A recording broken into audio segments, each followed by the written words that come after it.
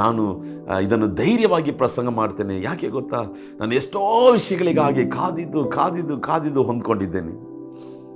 5 ವರ್ಷಗಳು ಕಾದಿದ್ದೇನೆ, 10 ವರ್ಷಗಳು ಕಾದಿದ್ದೇನೆ, 20 ವರ್ಷಗಳು ಕಾದಿದ್ದೇನೆ. ಕೆಲವು ಆತ್ಮಿಕ ವರಗಳು ನನ್ನ ಮುಖಾಂತರವಾಗಿ ಪ್ರಕಟಣೆ ಆಗುವುದಕ್ಕಾಗಿ, ಕೆಲವು ವರಗಳನ್ನು ಉಪಯೋಗ ಮಾಡುವುದಕ್ಕಾಗಿ 20 ವರ್ಷಗಳು ಕಾದಿದ್ದೇನೆ.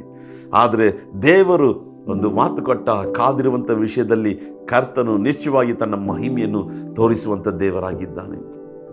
Hallelujah, hallelujah. 120 ಮಂದಿ ಕರ್ತನ ಅಭಿಷೇಕಕ್ಕಾಗಿ, ಕರ್ತನ ವಾಗ್ದಾನ ನೆರವೇರುವುದಕ್ಕಾಗಿ ಕಾಯ್ತಾ ಇದ್ರು. ದಿನವೊಂದು